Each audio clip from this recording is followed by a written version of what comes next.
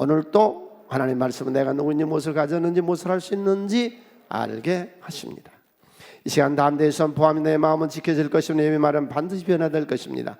나는 절대로 저는 같지 않으며 오늘부터 새로운 생은 시작됩니다. 나를 통해 나라와 민족, 가정들이, 사람들이 보게 될 것이며 나는 반드시 변화할 것입니다. 예수님의 이름으로 기도합니다. 오늘 또 하나님 살아계십니다. 당신 곁에서 지금 함께 주님 계세요. 힘든 인생에게 다시 일어설 수 있는 능력을 이 예배를 통해서 주시기를 바랍니다.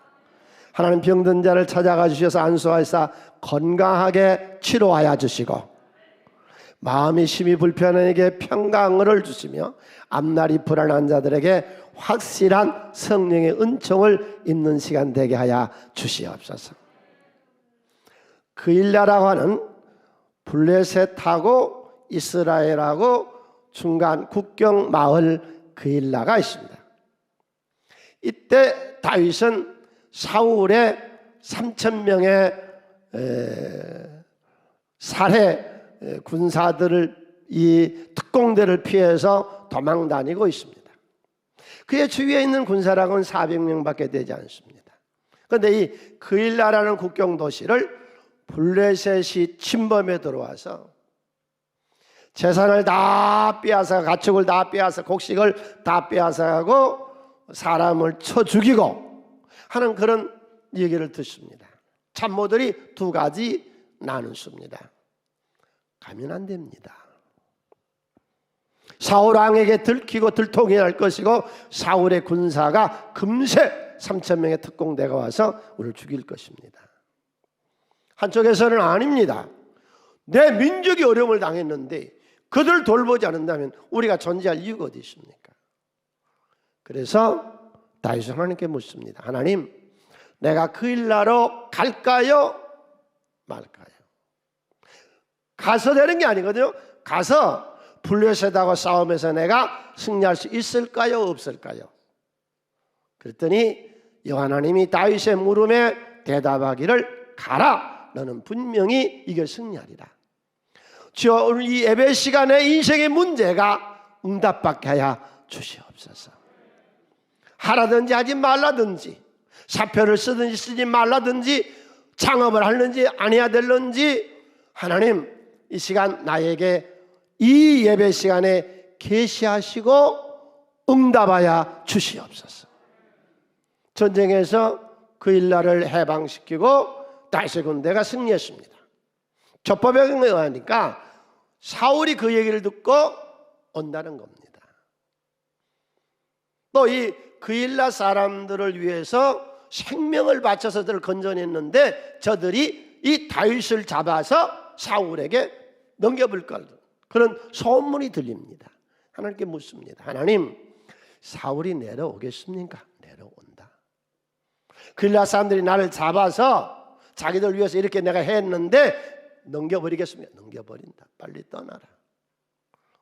주여, 오늘 또 예배 시간에 우리들에게 이 세상을 살아가는 해답자가 누구인가를 알고 살게 하여 주시옵소서.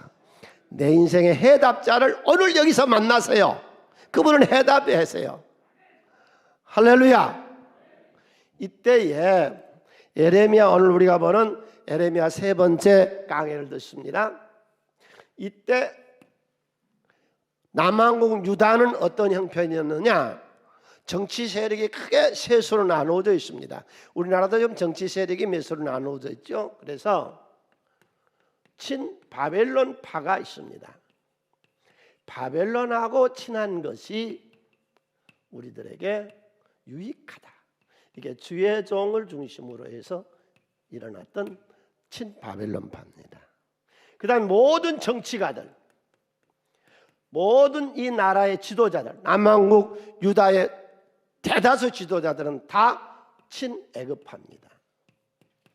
애굽과 우리가 친해야 된다는 것이었습니다. 그 다음에 일부가 민족주의자들, 우리끼리 우리가, 이게 제일 하수였습니다. 바벨론이 있고 아수르가 있고 애굽이 있는데, 애교가 능해야 나라가 살아남을 수 있었거든요. 네. 이때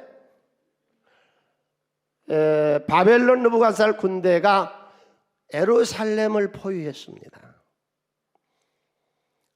이게 언제 포위를 했냐면은 주전 588년 10월에 포위를 시작해서 586년 4월 9일 날 예루살렘이 떨어집니다. 그러니까 이 어간에 이런 사회적인 배경을 안고 있을 때 에레미야를 통해서 하나님이 살아남을 수 있는 기술을 설명하고 있어요. 오늘 이 말씀을 들으시면서 우리가 세상 살아가는 삶의 기술을 연마합시다. 제일 처음에 시드기야가 답답한 겁니다. 예루살렘 성은 포위당했지요. 이 성은 다 끝장나게 돼 있죠. 이 불안하고 초조하고 두렵고 무서운데 물어볼 때가 있어야죠. 그래서 그때 감옥에 갇혀있는 에레미야를 1차 면담을 37장 17절에서 합니다. 그러면서 시드기야가 에레미야에게 물어요. 네가 믿는 하나님이 오늘 이 형편에 대해서 대답해 준 거 있느냐? 이게 오늘 설교 듣는 태도예요. 여러분, 이 설교를 들을 때 하나님, 목사님에게 지난 일주일 동안에 무슨 말씀한 거 있습니까? 이 시간 내가 그 말씀을 듣고 응답받게 하여 주시옵소서. 졸거나 잡념을 갖거나 다른 거 비교험치 하지 마세요. 오늘도 하나님의 말씀을 받으세요. 시드기야 왕이 사람을 보내어 그를 이끌어내고 왕궁에서 그의 비밀이 가만히 숨겨서, 왜? 정치 주다리 들고 일어나면 안 되니까. 그래서 가만히 비밀이 만나서 묻습니다. 여호와께로부터 받은 말씀이 있느냐? 목사님, 하나님께 무슨 말씀 받은 것이 있습니까? 그랬더니 에레미야가 대답합니다. 있습니다. 뭐라고 하시더냐? 하나님이 바벨론에게 항복하랍니다. 2차 면담이 오늘 우리가 보는 38장 17절로 24절에서 여기서 두 번째 다시 만나서 또 다시 물어요. 그래서 첫 번째, 우리가 이 세상 살아가는 삶의 기술을 우리가 알려면 첫 번째가 결정할 수 있는 결정의 기술이 있어야 돼요. 결정을 못하니까 때를 놓치고 우유부단하다가 길을 놓쳐버려요. 첫 번째가 질문하는 거죠. 우리 하나님 믿는 사람은 위대합니다. 하나님께 물을 수 있잖아요. 하나님 어찌 할까요? 어떻게 했으면 좋을까요? 질문하잖아요. 오늘도 이것을 하나님께 물으세요. 당신 어떤 문제도 하나님은 해답하세요. 내 인생에 해답자가 있다니까요. 그랬더니 하나님이 해답을 해주세요. 질문에 대해서. 뭐라고? 바벨론에게 항복해라. 바벨론이 널 빌려서 나라를 개혁하고 정치, 사법부, 민간 전체 서민들 이거 전체를 개혁해라. 그런데 질문도 했고 해답도 받았어요. 그래서 시드기야 왕도 그래야 되는 줄 알았어요. 다른 방법이 없습니다. 이미 폐색이 짙습니다. 1년 6개월 동안이나 예루살렘 성이 바벨론 군대에 의해서 포위당해 있거든요. 그래서 이제 시드기야가 결정을 해야 되는데 결정을 못합니다. 알겠어요. 질문해서 응답을 받았어요. 다 알았어요. 알아도 응답을 못해다. 기회를 놓쳐버려요. 그래서 어떻게 돼요?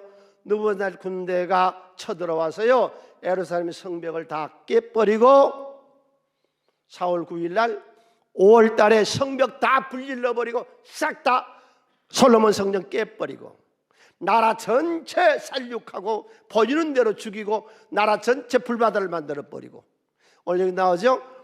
어머니 딸 데려다가 검탈해버리고 나라 안에 시드기야 왕이 보는 앞에서 자기 자식들 다 목 잘라 죽여버리고 유다의 모든 대신들 다 죽이고, 그리고 나서 시드기야의 두 눈을 뽑아버리고 쓸만한 젊은이들과 꽤 괜찮은 사람들, 왕족들은 전부 쇠사슬에 매여서 끌고 바벨론으로 갔습니다. 크게 한번 따라하세요. 내 운명은 우연히 되어지는 것이 아니라 결정에서 만들어지는 것이다. 아멘. 그게 신명기서가 선택에 대한 얘기를 계속하잖아요. 네 운명은 네가 선택한 거야. 하나님도 탓하지 말고, 부모도 탓하지 말고, 사회도 탓하지 말고, 내가 내 운명을 결정하는 거예요. 내가 선택하는 거예요. 그런 기회를 놓쳤어요. 그래서 그가 두려웠던 대로 그대로 그에게 임했거든요. 여러분, 정신의 가치를 아세요? 행복한 사람은요, 마음이 행복한 만큼 행복해진다고 링컨이 그랬죠. 근데 이 정신이 행복하면 행복한 거예요. 정신이 이게 결정을 못하는 거예요. 그리고 뭐예요? 회피합니다. 분명히 하나님께 기도해서 해답을 받았는데 해답을 받고는 안 합니다. 피해가 버립니다. 예수님은 산상수훈에서 분명히 말했어요. 오늘 신앙인들, 예, 아니요, 아니요 하라. 결정을 내리시라고. 응? 오늘 점심밥 뭘 먹을까요? 순댓국 먹을까요? 짜장 먹을까요? 짬뽕 먹을까요? 우리가 거기서부터 선택이 시작되죠. 자, 누구하고 결혼할까요? 네가 결정해서 결혼한 건데 왜 그래? 무슨 직업을 가질까요? 네가 직업 선택해서 가진 거 아니에요. 자기가 다 선택해서 결정한 거 아닌가요?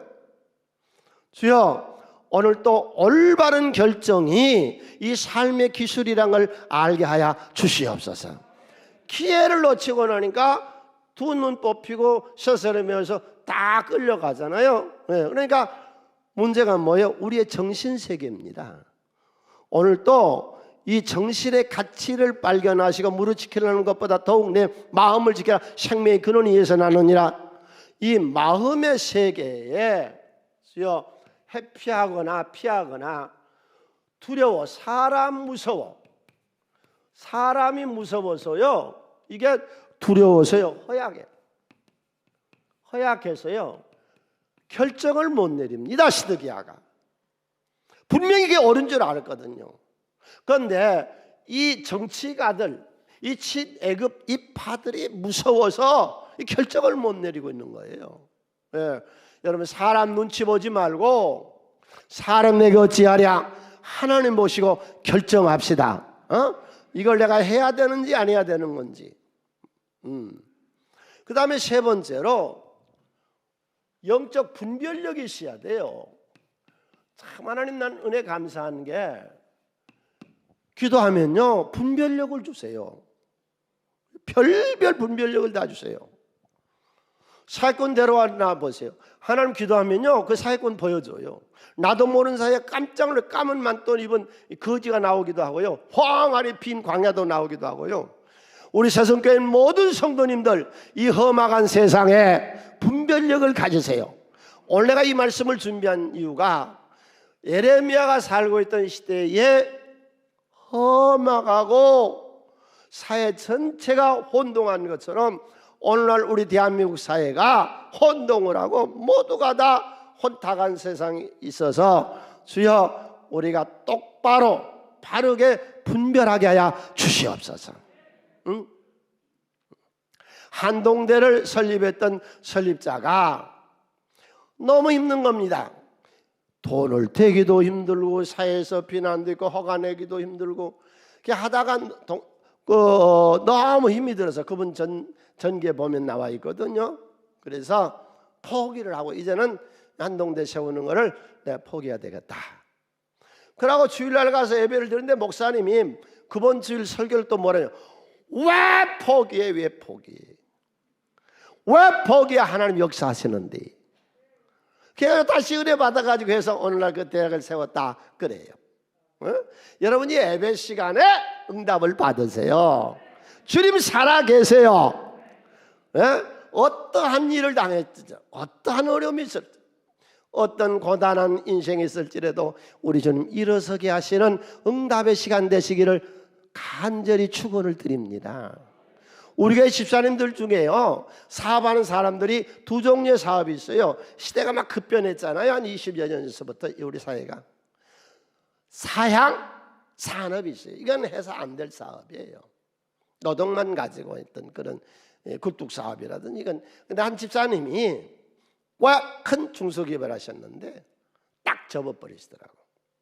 그리고 일생 살아갈 걸 준비해 놓으시고 접고 나왔어요. 지금 그 계통의 모든 기업들은 다 망했습니다. 한 집사님은요 계속 고집을 하는 거예요. 그거 한다고. 안 되니까 작은 아버지 돈, 처갓집 돈, 은행 돈, 사채 다 끄집어대세요. 저만 망한 게 남까지 다 망해. 딱 결정을 해서 오늘 주여 이런 은혜를 주시옵소서. 이거 접어야 될 것이 깨끗이 딱 접고 이게 끝까지 가야 될 것 같으면 딱 끝까지 가고, 이 결정이 얼마나 중요한 거냐. 코로나19 바이러스로 인해서 전 세계가 다 경제가 마이너스 되고 어려운데요, 가장 잘한 나라가 있습니다. 이 나라는 지난해 수출이 40%나 늘었고요, 경제 발전이 훨씬 더 세계에서 경제 대국으로 우뚝 섰습니다. 대만이라는 나라입니다. 코로나가 딱 발생했을 때 즉시 중국하고 차단하고 전수 다 차단시켜 버렸습니다. 그리고 3일 후에 무료로 마스크를 전 국민에게 배부했고 모든 국경을 다 스톱시켜 버렸습니다. 그래서 오늘날 대만이 어떻게 됐어요? 세계에서 지금 우뚝 경제가 발전하고 있습니다. 어제까지 대만서 코로나19 바이러스로 죽은 사람은요 불과 9명. 단호하게 딱 결정해버리니까. 세계 반도체 시장에서 전자상품의 부품이 너무 대만에 지금 업체들한테는 주문이 많이 들어와서요 폭주한다. 폭주했어요. 다 대들 못하고 있습니다. 미국이나 일본이나 한국이나 이 나라들은 재난지원금이라고 해가지고 얼마나 국고가 다 바닥나게 쓸어 나가는데 이 나라는 그럴 필요가 없습니다. 경제가 지난해에는 40%나 더 수출이 늘어났고 우뚝 서버렸습니다. 중국보다 그 경제 퍼센트가 훨씬 더 처음으로 대만이 높아졌습니다. 내가 오늘 이 말씀을 전하는 것은 여러분 삶의 기술이라는 게 뭐냐? 내가 올바른 결정을 하면 인생은 승리하는 거예요. 성장하는 거예요. 우리의 이 인간성이 타고난 게 아니에요. 자꾸 결정을 하면서 이게 성숙이 가는 것이죠. 주여 오늘 말씀은 모든 이들이 바른 결정을 할 수 있도록 결정의 기술을 주시고 알면서도 하지 못한 허약하고 회피한 여러분 본디오 빌라도 예수님 범죄 없는 줄 알았죠. 손 씻고 회피해버리잖아요. 그게 지금까지 전 세계에서 본디오 빌라도 다 욕하잖아요. 신앙 고백할 때마다. 왜 그러는데 결정을 못했어. 구렁이 담 넘어가지고 우물쭈물 그냥 그렇게 갔어. 그러니까 아무것도 안 되는 거예요. 주여 나에게 좋은 후회하지 아니한 결정을 할 수 있는 결정권을 오늘 주시옵소서. 아니면 잘라내야 돼. 뭐 석둑 자른 것처럼 잘라내야 돼. 예. 그 다음에 두 번째로 우리의 삶의 기술이 어디에서 발전해야 되느냐? 위험에서 살아남은 기술.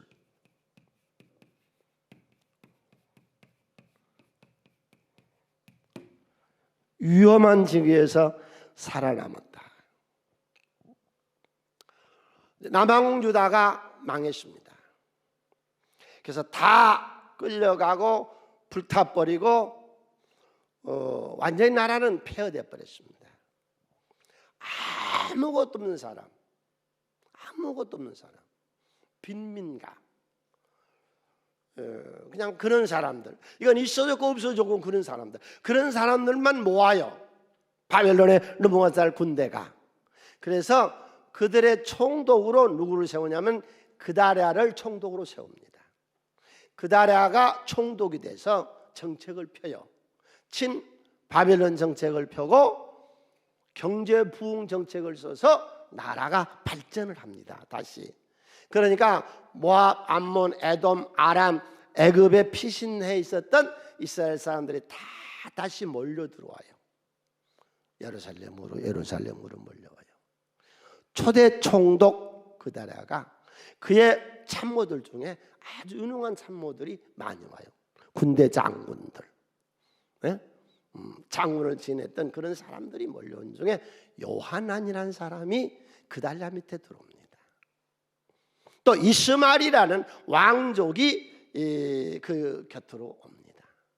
그래서 그의 참모 중에 대표적으로 요하난과 이스마엘이 있는데, 요하난이 가만히 보니까 이스마엘이 이상한 겁니다. 이건 왕족이거든요. 그래서 첩보원을 붙여서 뒷조사를 해봤더니 이스마엘이 암몬 왕하고 결탁을 해서 그다랴 총독을 살해하겠다, 이 살해 음모를 꾸미고 있었습니다. 그래서 요하난이가 그것을 알아가지고 그다랴 총독에게 가서 보고를 해요. 이스마엘이 왕족인데 그가 불평한 거거든요. 내가 왕족에 너까지 그다랴 네가 어찌 총독이 돼? 죽여버리겠다는 거죠. 그리고 이제 경제 부흥하고 나라가 꽤 잘 되니까 이웃 나라 암몬이 또 시기해서 없애버리고 싶었어요. 그래서 둘이 결탁을 해가지고 이 암살을 하려고 그래서 죽이려고 그럽니다. 그때 그다랴가 요하난의 얘기를 듣고, 이거 사람이요 그래, 그저 이스마엘 그 사람 좋은 사람이요, 왜 그 사람을 이렇게 형편없이 말해? 왜 그래? 그 사람이 나를 해한다고? 그 사람은 그렇게 사람을 해할 사람이 아니야. 그리고 어느 날 이스마엘이 총독 그다랴를 식사 자리에 초청을 하니까는 얼씨구나 하고 갑니다. 요하난이 가면 안 된다고 그러는데 갑니다. 이스마엘은 이때 10명의 추종 세력들을 모아서 품에다가 전부 칼을 들고 있다가 그다랴가 들어오니까 10명이 칼로 쑤셔 죽여버립니다. 그게 41장 2절에 나옵니다. 느다냐의 아들 이스마엘과 그와 함께 있던 10사람이 일어나서 바벨론 왕의 그 땅을 위임했던 사반의 손자 아히감의 아들 그다랴를 칼로 쳐 죽여버립니다. 여러분, 에레미야가 우리들에게 말한 삶의 기술을 배웁시다. 에레미야 9장 4절에는 이런 말씀을 하세요. 너는 각기 이웃을 조심하며 어떤 형제든지 믿지 말래. 크게 한번 했죠. 사람을 사랑하고 돕고 유해주제 믿지는 말래. 형제마다 완전히 속이며 이웃마다 다니며 비방합니다. 이 위험한 시기에 사람을 조심하라는 거예요. 사람. 길조심, 차조심, 뭐 음식 조심, 건강 조심, 여러 가지 조심 중에 사람을 조심하세요. 어떤 사람을 사귀면 안 돼요? 두루 다니며 쓸데없이 이 말 저 말 옮기고 한담하고 돌아다녀.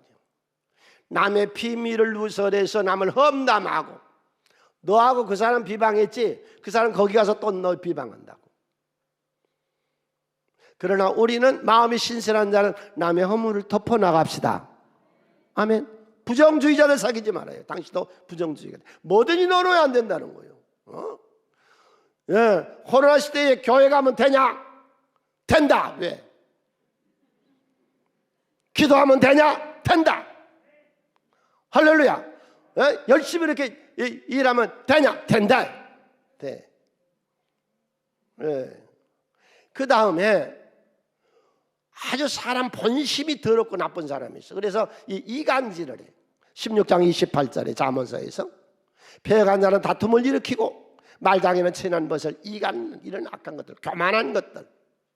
여러분, 이 혼탁하고 이 혼란한 이 코로나 시대에 여러분이 어떤 일을 당할는지 몰라. 사람을 조심하세요. 우리 새순교인들이여, 사람을 조심하세요. 하나님의 음성을 들으시고 계시를 받으시고 하나님과 가까이 하시기를 바랍니다. 다음에 두 번째로 경제를 조심하세요. 성경은요 굉장히 확실하고 우리 생활에 직접적으로 자꾸 진리만 말해서 그러지, 진리를 오늘 우리한테 풀어서 말하면요, 예레미야가 제수로 감에 갇혀 있습니다. 숙부의 아들 사촌 하나멜이가 면회를 왔습니다. 면회를 갔어요. 갔더니 하나멜이가 말한 거를, 아스돗에 있는 우리 밭 아시죠? 알아. 그 아스돗에 있는 밭을 사세요. 나라는 지금 망합니다. 이미 느부갓네살 군대가 성벽을 에워싸고 있어서 들어 나가도 못하고 먹을 음식도 없고 이미 나라는 끝장나게 돼 있습니다. 이때 누가 부동산을 사갔어요. 하나님 이스라엘 반드시 회복시켜 주겠다 하는 것을 말로나 이론이나 추상적으로 한 게 아니라 직접 부동산을 사서 내가 반드시 회복시켜 주겠다 하는 것을 말씀하세요. 네. 경제 조심. 요즘 나라 전체가 투자 열풍입니다. 그런데 꼭 기억하세요. 예레미야는 하나님께 부동산 투자를 할까요 말까요 하고 기도를 합니다. 그랬더니 하나님이 투자하래요. 여러분, 응답받는 것만 하세요. 내가 잘 아는 것만 투자하시라고. 모르는 건 하지 말고, 긴가민가 하는 거 하지 말고, 결정하지 말고. 경제 조심해야 돼. 경제 조심해야 돼. 그래서 계약을 하는데 어떻게 계약을 하느냐 보세요. 예레미야서 32장 9절로 12절에서 내 숙부의 아들 하나멜의 안옷에 있는 밭을 사는데 은 17세겔. 은 17세겔이면은 1세겔이 노동자 4일 품삯입니다. 요즘은 하루 노동자 품삯이 15만 원이래요. 그럼 15만 원 4일이면 얼마예요? 말해도 안 잡아가니까 얼마예요? 60만 원이죠. 60만 원을 17을 곱하면 얼마예요? 돈에는 모두 눈이 밝으죠. 1,020만 원. 주의 정도 돈이 있었더라고. 그래서 1,020만 원을 주고 아나소서에 있는 사촌의 밭을 예레미야가 삽니다. 이건 부정 투자가 아니고 하나님이 나를 회복시켜 줄 걸. 여러분, 6.25 전쟁 같은 때에 서울서 다 피난 가는데 서울 땅 살아가면 누가 사갔어요? 있는 것도 못 팔아서 한이지. 나라 망하는데. 다시 회복시켜 준다는 의미로 지금 하나님이 사라는 것이거든요. 그래서 밭을 사는데 어떻게 하느냐? 증서를 쓰래요. 우리 주일학교 유치부 선생님이, 여자 선생님이 나한테 상담을 하세요. 오래전에 어머니가 전에 다른 교회에서 신앙생활 했는데 그 사람 우연히 길에서 만났대요. 그랬더니 그 사람이 급하다고 3천만 원만 빌려주라 하더래요. 그래서 서로 집사님들 사이니까 3천만 원을 빌려줬어요. 아무 증서도 안 받고. 한 2달 이자 좀 두더니 없어져 버렸어요. 생방불명이 됐어. 몇 년 만에 길에서 만났대. 너무 반갑기도 하고 괘씸하기도 하고 그래서 만나서 그 돈 그거 빌려간 거 어떻게 하냐고 이러냐 그랬더니 그 사람 뭐래요? 무슨 돈을 빌려갔다고 그러세요? 네? 아니 그때 나한테 3천 원을 빌려가. 무슨 소리를 지금 하고 있어요? 언제 우리가 그런 사이였어요? 언제 우리가 그런 일이 있었어요? 그러니까 뭐 증서를 내놔 보세요. 그 여선생님이 와서 그래 나한테. 목사님 이거 어떻게 하죠? 그래서 나도 모르겠다 그랬어. 일전에 텔레비에 보니까 그거 나오대요. 동생이 집을 샀어요. 여동생이. 언니가 꽤 괜찮게 살았던가 봐요. 그래서 그 돈을 몇 천만 원 빌려줬더라고. 그래서 집을 샀는데 교통사고로 죽어버렸습니다. 그래서 그 제보한테 가서 돈을 달라고 했더니 무슨 소리요? 아무도 몰라. 형제간에 돈을 빌려줬는데 증서를 안 썼어. 그대로 된 거지 뭐.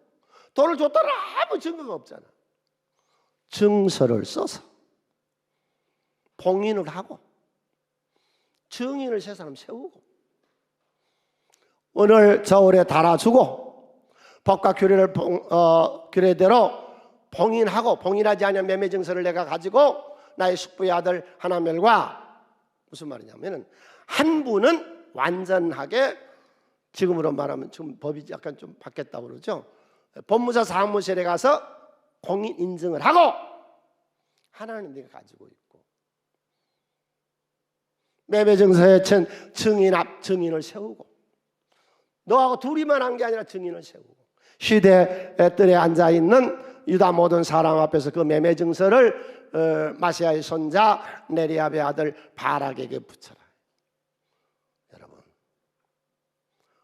하나님은요 우리들에게 경제 활동을 하는데요 철저하게 하라 그럽니다. 네? 이거 한번 경제 이거 망해놓으면 다시 지나기 얼마나 힘든데.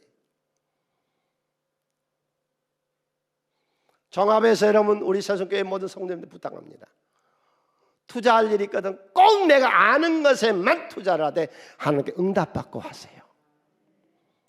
어떤 거래가 되지 성도 간에 형제 간에 친척 간에 거래할 때 반드시 증서를 쓰시고 증인을 세우고 철저하게.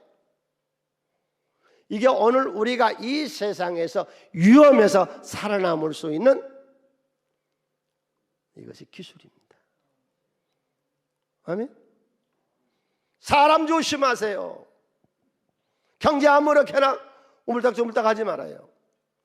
망하면 다시 일어나기 어려워요. 이 위험한 시대에 지금이 굉장히 좀 위험한 시기입니다.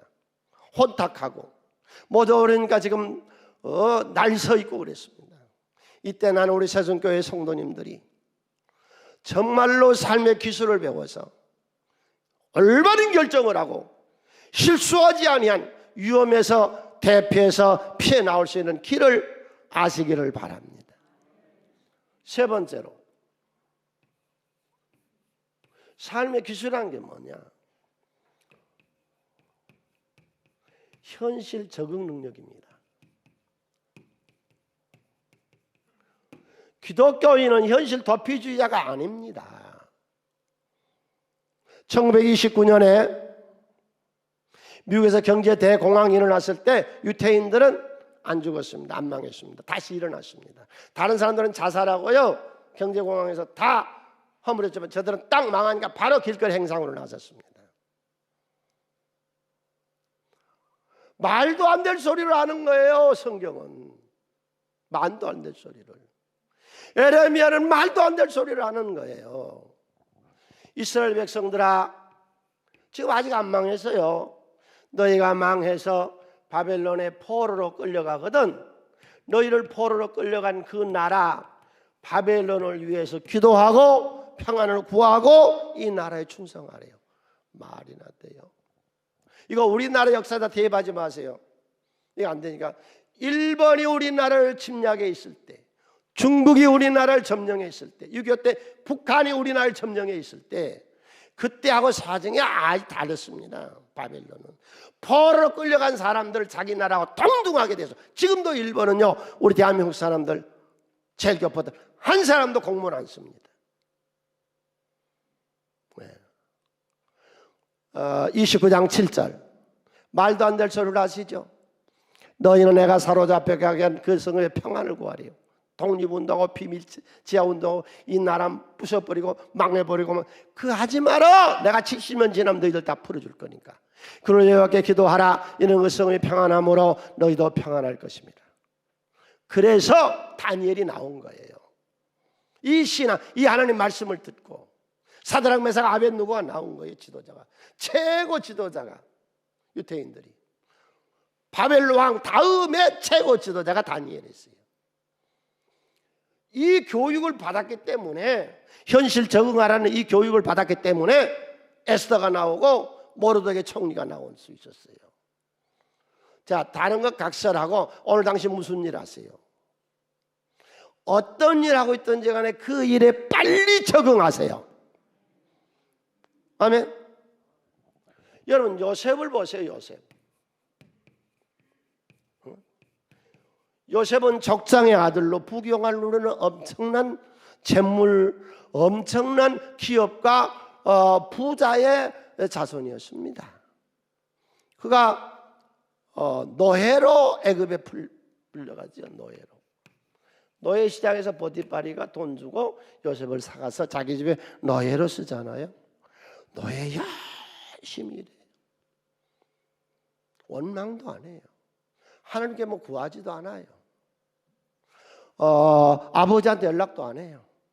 그냥 보디발의 집에서 노예를 열심히 해요. 그런데 사모님이 또 못됐어. 이게 또 바람께 있어가지고 이걸 또 엉뚱하게 죄를 뒤집어 씌워서 이 요셉을 죄수로 집어넣습니다. 죄수. 감옥에 들어갑니다. 거기서도 뭐 억울하다 어쩌다 그 말 안 해요. 죄수로 열심히 일하니까 거기 서기시켜놨어요. 그러다가 나중에 애굽의 총리 대신이 됩니다. 또 여기도 충실하세요. 여러분, 당신이 지금 어떤 환경에 있든지 간에 빨리 적응하세요. 네? 나이가 먹었으면 먹은 대로 빨리 적응해요. 망했을 때에, 여기 지금 요셉이 완전히 망했거든요. 망했을 때에 망한 자리에서 빨리 적응을 하세요. 네? 네, 비굴하게 살지 말고 하나님께 구하는 시기고 하나님 당신을 반드시 일으켜 세울 줄로 믿으세요. 부유한 사람들 현실에 잘 적응해요. 사치하고 낭비하지 말고 교만하지 말고 하나님께 오래 기업을 유지할 수 있도록 탐욕 부리지 말고 선하니까 구제사업에 힘쓰는 그런 부유한 자들이 되시기를 바랍니다. 현실에 빨리 적응하라고. 신약으로 넘어올까요? 바울은 높은 관리였습니다. 사내들의 회원이었고 바리새인 중에 바리새인이었고 로마 시민권이 있었고 그가 예수를 만나고 난 이후로 그런 것들을 다 분토같이 버리고 주를 위해서 나갈 때 그런 생활 자체는 엄청나게 곤핍했습니다. 그래서 내가 그러잖아요. 나는 부하게 사는 법도 배웠고 나는 가난하게 사는 법도 배웠고 삶의 일체의 비결을 배웠다. 오늘 이 말씀 듣는 모든 분들, 내가 지금 어떤 환경에 처했든지 간에 원망하지 말고 불평하지 말고 눈물로 세월 보내지 말고 그 일에서 일어서세요. 이게 현실 적응 능력. 포로로 끌려갔거든. 거기 가서 기도하고 나의 평안을 구하래요.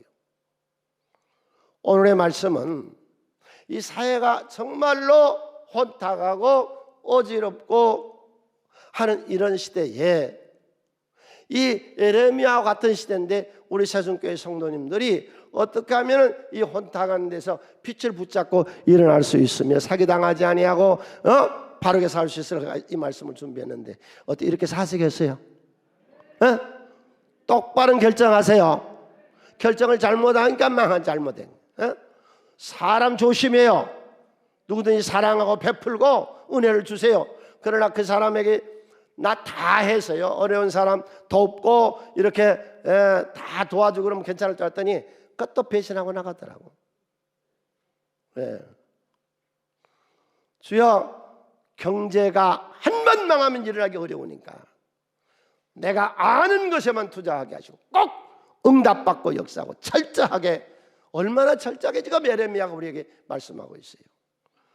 현실에 적응할 수 있는 우리가 되게 하여 주시옵소서. 우리 주님 오실 때까지 이 믿음 가지고 삽시다.